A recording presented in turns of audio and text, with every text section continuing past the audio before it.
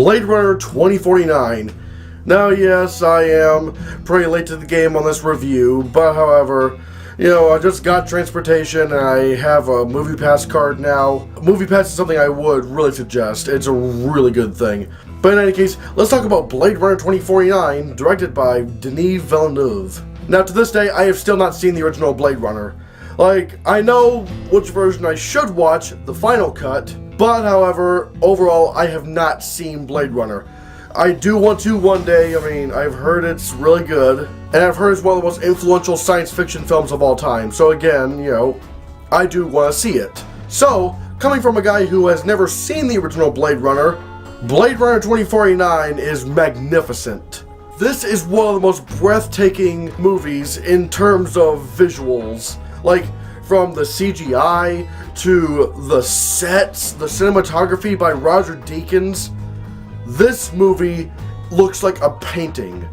And this movie not only looks amazing, it reminded me why seeing movies at the movie theater is such a wonderful experience. Because you just can't get this kind of scope with a television. You just can't. You can only have this kind of scope with a big-ass screen and big-ass speakers. And I was just sucked into every shot of this film. I'm serious, if Blade Runner 2049 doesn't win the Oscar for art direction and cinematography, I'm gonna be kind of pissed off. Because this looks incredible. Now, visual effects, I still need to see some other movies first, like War for the Planet of the Apes, Dunkirk, what is it called, Star Wars The Last Jedi. I do need to see those movies, but however, the visual effects in Blade Runner 2049 should still receive a nomination. And the music is also very trippy. I forget who was the other guy who did it, but Hans Zimmer was another guy who did the music. And it really feels really trippy. It feels like the music from Gravity. And while I am aware that the guy who did the music for Gravity wasn't the other guy in this movie, but it really did remind me of that. It had that weird science fiction-y orchestra plus synthesizer, or was it even a synthesizer? I don't know. But the music was really fucking good in this movie. And when it comes to color, this movie has some really good contrasts.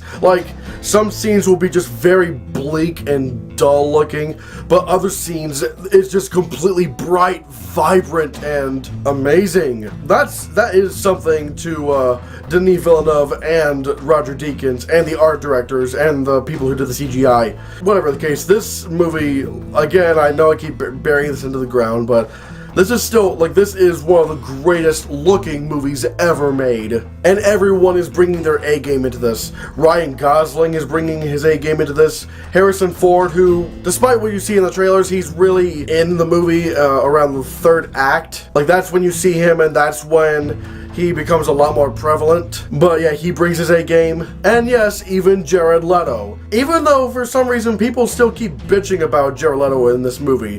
Why? What is wrong with Jared Leto in this movie?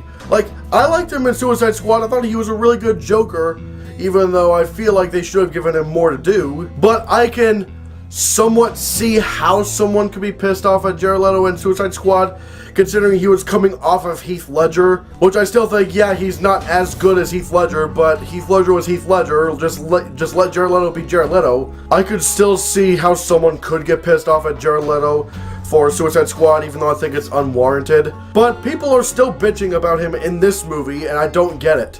Jared Leto was great in this movie. He was pretty menacing. I don't want to sound like that conspiracy theorist, but I'm pretty sure at this point people just have it out for Jared Leto. That's the only explanation I have, because he's wonderful in this movie. Blade Runner 2049 was also very soothing to watch. Because yeah, there are intense sequences, but when I was just sitting in the theater, I was just calm throughout the entire thing. And again, that probably goes to the visuals, because it was just soothing to watch. The colors were so soothing. The cinematography was soothing. It's just a soothing movie to watch. I absolutely loved Blade Runner 2049. This is most certainly one of the best movies of the year. And, I'm just going to go for it. I'm going to give Blade Runner 2049 a 10 out of 10.